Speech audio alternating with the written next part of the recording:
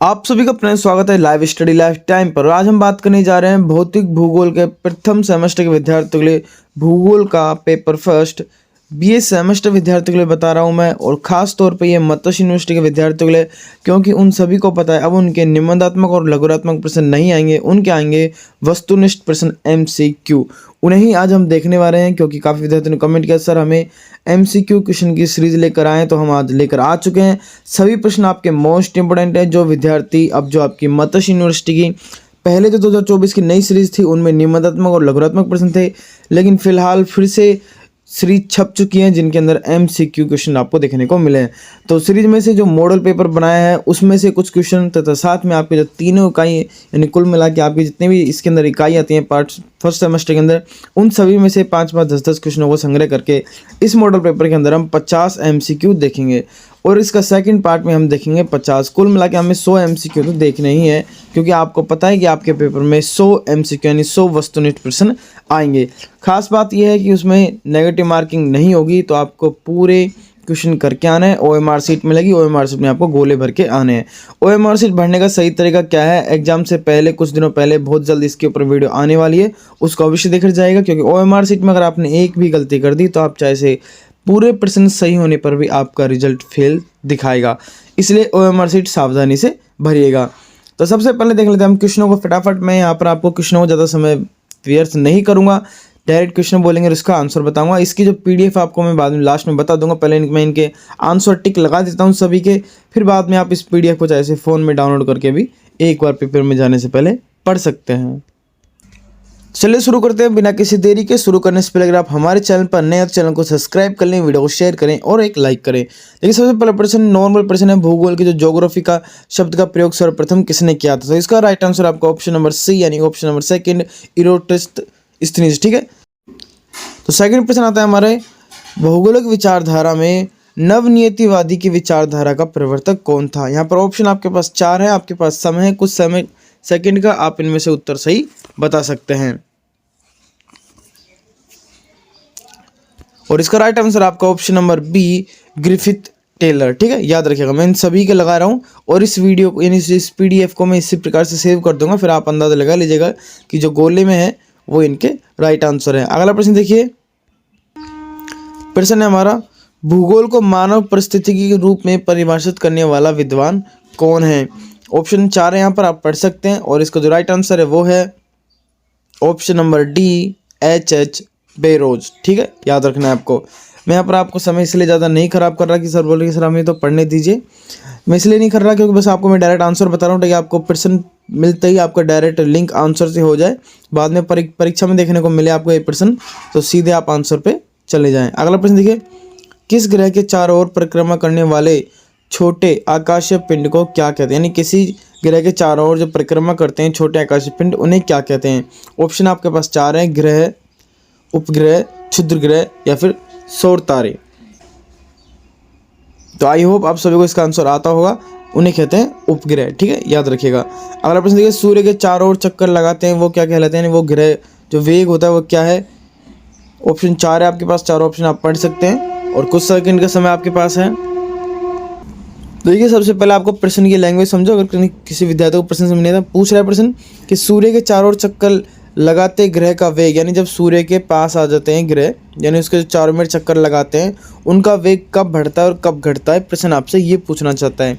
जिसमें ऑप्शन दे रहा है कि आपका पहला कि नियत रहता है यानी समान रहता है, ऑप्शन B दे रखा है आपका अधिक होता है जब सूर्य के समीप होता है, ऑप्शन C दे रखा है अधिकतम होता है जब सूर्य से दूर होता है, और तीसरा है कुछ नहीं कहा जा सकता। तो इसका राइट आंसर आपका अधिक होता है जब सूर्य के समीप होता है, ये आपको इसका राइट आंसर लगाना है। ठीक है, मैं इसको टिक कर देता हूँ ताकि PDF में आप देख सकें। अगले प्रश्न की ओर चलते हैं। अगला प्रश्न है, तारे पूर्व से पश्चिम में किस कारण ज़्यादा दिखते हैं। 4 ऑप्शन आपके पास, और देखिए 4 ऑप्शन आपके पास, और इसमें पहला ऑप्शन दे रखा है पूरा ब्रह्मांड पूर्व से पश्चिम की ओर घूम रहा है, पृथ्वी सूर्य की परिक्रमा कर रही है, पृथ्वी पूर्व से पश्चिम की ओर घूम रही है, पृथ्वी पश्चिम से पूर्व की ओर घूम रही है। तो सिंपल से इसका उत्तर हो जाएगा, आप सभी को पता होना चाहिए। अगले प्रश्न की ओर चलते हैं। अगला प्रश्न सिंपल सा है, भूगोल का जनक किसे कहा गया है। आप में से अधिकतर विद्यार्थियों को पता होगा। यहाँ ऑप्शन आपके पास 4 हैं और इसका राइट आंसर है आपका हिकेटियस। ठीक है, याद रखिएगा। अगला प्रश्न देखिए, भूगोल को एक अलग अध्ययन शास्त्र के रूप में स्थापित करने वाले का श्रेय निम्न में से किस विद्वान को है? ठीक है, 4 ऑप्शन आपके पास, एरिस्टोथनीज, हिप्पाकर्स और भी इसके आगे देख सकते हैं आप नाम। आपको इनमें से दो के नाम अवश्य याद रखने, एक तो आपको हिकेटियस और एक आपके इरोटोस्थनीज। ठीक है, इन दोनों के नाम आपको याद रखने और इसका राइट आंसर भी यही है, इरोटोस्थनीज। इसको कट कर दो। ठीक है, ये इसका राइट आंसर हो जाएगा। अगले प्रश्न की ओर चलते हैं। भूगोल के लिए ज्योग्राफिक शब्द का प्रयोग सर्वप्रथम किसने किया था? शायद ये प्रश्न आपको पता हो, तो हमने पहले भी देख लिया है और इसका राइट आंसर यही होगा, इरोटोस्थनीज। ठीक है, याद। अगला प्रश्न आता है हमारा, ज्योग्राफी के शाब्दिक अर्थ के आधार पर भूगोल की परिभाषा की गई है। 4 ऑप्शन आपके पास, 4 आप पढ़ सकते हैं। सिंपल सा उत्तर है, आप सभी को पता है ही, ऑप्शन नंबर ए इसका हो जाएगा। भूगोल वह विज्ञान है जो पृथ्वी के धरातल का अध्ययन करता है। सिंपल सा उत्तर इसका हो जाएगा। आई नो मैं आपको सभी ऑप्शन पढ़ने से पहले इनका उत्तर बता रहा हूँ, क्योंकि मैं आपका समय व्यर्थ नहीं करना चाहता। सीधा प्रश्न पढ़िए और इसका उत्तर जानिए ताकि वो दिमाग में छप जाए।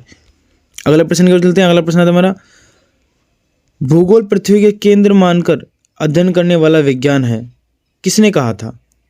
यहाँ पर पहले परिभाषा दी गई है, उसके बाद में पूछ रहा है कि ये किसने कहा था। ऑप्शन 4 है आपके पास, 4 सेकंड का टाइम है। देखिए, इसका राइट आंसर हो जाएगा आपका ऑप्शन नंबर 2 यानी ऑप्शन नंबर सी, वारेनियस। ठीक है, इस बात को आपको ध्यान रखना है। भूगोल पृथ्वी को केंद्र मानकर अध्ययन करने वाला विज्ञान है, किसने कहा था? वारेनियस ने कहा था, याद रखिएगा। सिंपल सा उत्तर है। अगला प्रश्न देखिए, भूगोल भूतल का अध्ययन है, किसने कहा था? अब यहाँ पर अलग पूछ रहा है कि भूगोल भूतल का अध्ययन है, ये किसने कहा था? यहाँ पर मैंने आपके पास सामने ऑप्शन 2 ही रखे हैं, पर इसमें एक ऑप्शन कम है। ठीक है, इसमें ना तो ये है और ना ये है। ठीक है, दोनों नहीं है। इसका राइट आंसर आप लिख लीजिए, कांट ने कहा था। ठीक है, इसका राइट आंसर हो जाएगा कांट। ओके, इसका राइट आंसर है आपका कांट, याद रखिएगा। अगले प्रश्न की ओर चलते हैं। भौगोलिक विचारधारा में नवनियतिवाद की विचारधारा के प्रवर्तक कौन थे? अच्छा प्रश्न है और शायद ये प्रश्न हमने पहले भी देख लिया है एक बार। ऑप्शन आपके पास यहाँ पर 4 दिए गए हैं और चारों को आप पढ़ लीजिए और इसका जो राइट आंसर है वो आपका ऑप्शन नंबर बी, यानी कि option number 3, option number B, Griffith Taylor. ठीक है, याद रखिएगा। अगले प्रश्न की ओर चलते हैं, ज़्यादा समय नहीं गवाते हुए। मानव भूगोल अस्थायी पृथ्वी एवं चंचल मानव के पारस्परिक परिवर्तनशील संबंधों का अध्ययन है, कथन किसका है? पूछ रहा है यहाँ पर, कथन दिया गया उसके बाद में पूछ रहा है किसका है। ऑप्शन 4 दे रखे हैं आपको, ब्लोश, हैंटिंगटन, कुसेम्पू और हम्बोल्ट।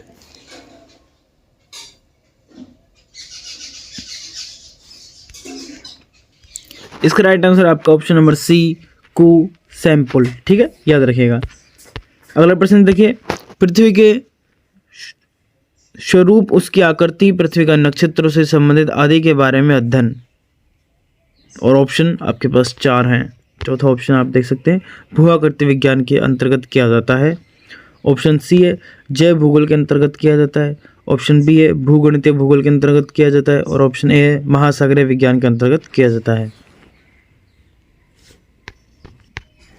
और इसका राइट आंसर आपका ऑप्शन नंबर 2, भूगणित भूगोल के अंतर्गत किया जाता है। ठीक है, ये आपको ध्यान रखना है। अगला प्रश्न का चलिए, निम्नलिखित में से किस भूगोल के अध्ययन से जीवों, वनस्पति के विकास तथा उनकी सुरक्षा आदि में सहायता मिलती है? जलवायु विज्ञान, जैव विज्ञान, महासागरीय विज्ञान। बस 3 ही ऑप्शन आपको यहाँ पर रखे हैं और इसका राइट आंसर आपका जैव भूगोल, सॉरी भूगोल है, जैव विज्ञान नहीं, जैव भूगोल है। जलवायु विज्ञान, जैव भूगोल और महासागरीय विज्ञान, तो इसका राइट आंसर आपका जैव भूगोल। अगले प्रश्न की ओर चलते हैं, सौर प्रणाली की खोज किसने की थी? ठीक है, 4 ऑप्शन आपके पास और इसका राइट आंसर आपका ऑप्शन नंबर सी, कोपरनिकस। ठीक है, याद रखिए। अगले प्रश्न की ओर चलते हैं, सूर्य के चारों ओर घूमने वाले खगोलीय पिंड क्या कहलाते हैं? ग्रह, उपग्रह, क्षुद्र ग्रह या फिर पुच्छल तारे। देखिए मैं यहाँ पर आपको आप बोलते हैं सर ऑप्शन क्यों नहीं बोल रहे, देखिए मैं 4 ऑप्शन इसलिए नहीं बोल रहा क्योंकि आप डायरेक्ट पढ़ लीजिए, आपके सामने आ रहे हैं, मैं बोलूँगा तो आपको डिस्टर्ब होगा। और इसका राइट आंसर आपका, आप में से अधिकतर लोगों को इसका उत्तर पता होगा वैसे तो, ठीक है, सिंपल सा उत्तर था, अधिकतर लोगों को पता है। अगला प्रश्न को चलते हैं, किस ग्रह के चारों ओर परिक्रमा करने वाले छोटे आकाशीय पिंड को क्या कहते हैं। ये शायद प्रश्न अभी हमने शायद थोड़ी देर पहले देखा था, इसलिए आप सभी को इसका उत्तर भी याद हो चुका होगा। उसे कहते हैं उपग्रह, ठीक है। इसको कट करता हूँ एक बार फिर से, उपग्रह, ठीक है। अगले प्रश्न की ओर चलते हैं, सौर मंडल में कुल कितने ग्रह हैं। और ये प्रश्न तो मुझे लगता है आप में से सभी को आता होगा, तो मुझे ज़्यादा समय नहीं गंवाना चाहिए इस प्रश्न के अंदर। 9 ग्रह होते हैं, आप सभी को पता है। अगला प्रश्न देखिए, सूर्य से बढ़ती दूरी के अनुसार ग्रहों का निम्न में से कौन सा क्रम सही है। यानी सूर्य के बाद कौन सा ग्रह, फिर कौन सा है, फिर कौन सा है। सिंपल भाषा में प्रश्न पूछ तो यह पूछना चाह रहा है। ऑप्शन 4 है आपके पास, मैं बोलूँगा उससे अच्छा कि आप खुद देख लीजिए कि कौन सा राइट आंसर है, नहीं तो फिर राइट मैं। देखिए इसका ऑप्शन नंबर ए है ना, वही इसका राइट आंसर है, बुध, शुक्र, पृथ्वी, मंगल, ठीक है। अगला प्रश्न है हमारा, पृथ्वी से बढ़ती दूरी के अनुसार ग्रहों का निम्न में से कौन सा क्रम सही है। पहले हमने देखा सूर्य से, अब देखेंगे हम पृथ्वी से। ऑप्शन 4 है आपके पास और सही आंसर आप एक बार पढ़ लीजिए, फिर मैं राइट आंसर इसका बताता हूँ। देखिए सिंपल सा बता ही देता हूँ पहले ही, शुक्र, मंगल, बुध, बृहस्पति इसका राइट आंसर होगा। ज़्यादा समय नहीं। देखिए अगला प्रश्न आता है हमारा, व्यापारिक हवाएं किन अक्षांश से किस ओर बहती हैं। व्यापारिक हवाएं किस अक्षांश से किस ओर बहती हैं। 4 ऑप्शन आपके पास यहाँ पर, और इसका जो राइट आंसर है वो आपका ऑप्शन नंबर सी है, अश्व अक्षांश से विषुवत रेखा की ओर आपकी हवाएं बहती हैं, व्यापारिक हवाएं। ये बात आपको ध्यान रखनी है। अगले प्रश्न की ओर चलते हैं। अगला प्रश्न आता है हमारा, उच्च दाब क्षेत्र से भूमध्य सागर की ओर चलने वाली पवनें होती हैं। पछुए हवाएं, व्यापारिक हवाएं, मानसून पवनें, समुद्री पवनें। जो इसका राइट आंसर आपका वो है व्यापारिक पवनें। अगला प्रश्न देखिए, व्यापारिक हवाएं होती हैं, अभी हमने व्यापारिक हवाओं को देखा। ऑप्शन 4 है आपके पास और इसका राइट आंसर आपका नियमित व स्थिर हवाएं, ठीक है। अनियमित नहीं होगा इसका, नियमित व स्थिर हवाएं इसका राइट आंसर होगा। अगला प्रश्न देखिए, पूरे वर्ष एक ही दिशा में प्रवाहित होने वाली पवन क्या कहलाती है।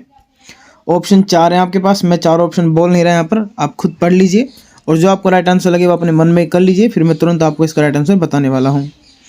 टाइम आपके पास 4-5 सेकंड का है, सोच लीजिए इसका राइट आंसर कौन सा है।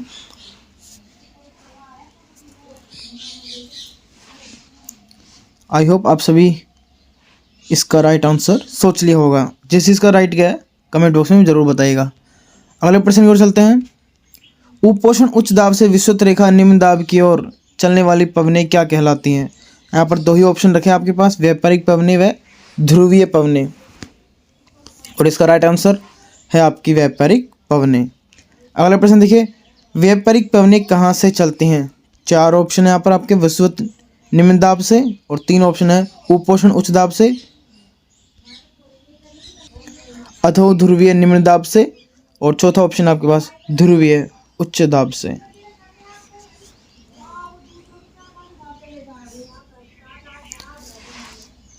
आई होप आप सभी इसका आंसर मन में सोच लिए होंगे, और इसका जो राइट आंसर है वो आपका उपोषण उच्च दाब से है। किस किस का सही गया कमेंट बॉक्स में कमेंट कीजिएगा। अगला प्रश्न देखिए, प्रश्न है हमारा, गजरती 40, प्रचंड 50 एवं चीखता 60। अब आप सोचेंगे भाई ये सब क्या है, तो देखिए 4 ऑप्शन आपके पास, समुद्री तूफान है, दक्षिणी गोलार्ध में पश्चिमी पवनें हैं, उत्तरी गोलार्ध में पश्चिमी पवनें हैं, या फिर प्रशांत महासागरीय धाराएं हैं। आई होप आप सभी ने इसका उत्तर सोच लिया होगा। इसका राइट आंसर आपका दक्षिणी गोलार्ध में पश्चिमी पवनें।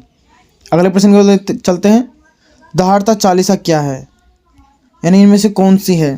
यहाँ पर अभी हम यहाँ पर जैसे 40 डिग्री दक्षिणी अक्षांश जलधारा है, 40 डिग्री उत्तरी अक्षांश जलधारा है, और भी आगे ऑप्शन आप देख सकते हैं। और थर्ड ऑप्शन यहाँ पर हमें दिया है, दक्षिणी गोलार्ध में 40 डिग्री अक्षांश के पास चलने वाली तेज हवा है, और यही इसका राइट आंसर है। ये भी नहीं है, ये भी नहीं है। अगला प्रश्न देखिए, चीकथा 60 पवन प्रभावित होती है। फिर से यहाँ पर हमें डिग्री दी हुई है, 60 डिग्री पूर्वी देशांतर के निकट, 60 डिग्री उत्तरी अक्षांश के निकट, 60 डिग्री पश्चिमी देशांतर के निकट, 60 डिग्री दक्षिणी अक्षांश के निकट।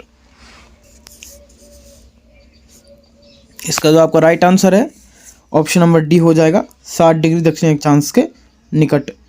डिटेल से जानना चाहते हैं आप तो कमेंट बॉक्स में कमेंट कीजिएगा इसके डिटेल से। अगला प्रश्न आता है हमारा, मानसून शब्द का तात्पर्य है हवाओं का सदैव एक ही ओर बनना, हवाओं का बहुत तेजी से बहना, सॉरी ये बनना नहीं बहना है, ठीक है, बहना है, यहाँ पर टाइपिंग मिस्टेक हो गई है। हवाओं का बहुत धीमी गति से बहना या फिर हवाओं के रुख का बदलाव। 4 ऑप्शन आपके पास यहाँ पर, और जो राइट आंसर आपका वो है लास्ट वाला आपका, हवाओं के रुख का बदलाव। अगला प्रश्न देखिए, आल्प्स पर्वत के उत्तरी भाग में बहने वाली उष्ण शुष्क स्थानीय हवाओं को क्या कहते हैं। 4 ऑप्शन आपके पास, मुझे बोलने की आवश्यकता है नहीं, आप खुद अंदाज़ा लगा सकते हैं। और बताइए इनमें से राइट आंसर कौन सा, अगर किसी विद्यार्थी को पता है तो। इसका राइट आंसर आपका fawn.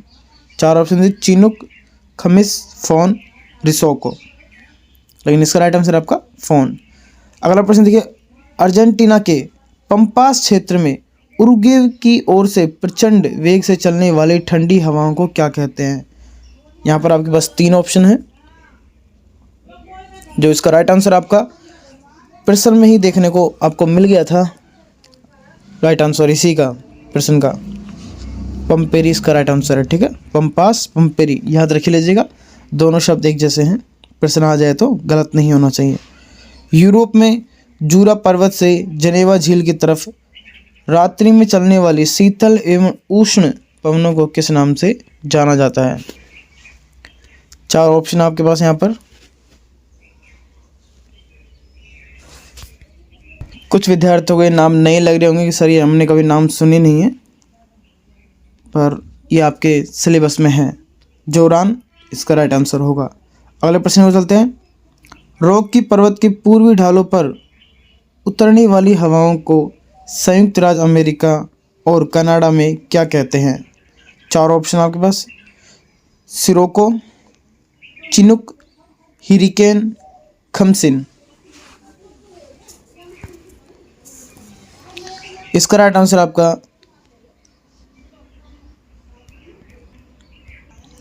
Chinook, option number B. अगला देखिए, प्रश्न आता है हमारा, निम्न में से कौन सी ठंडी स्थानीय हवा नहीं है।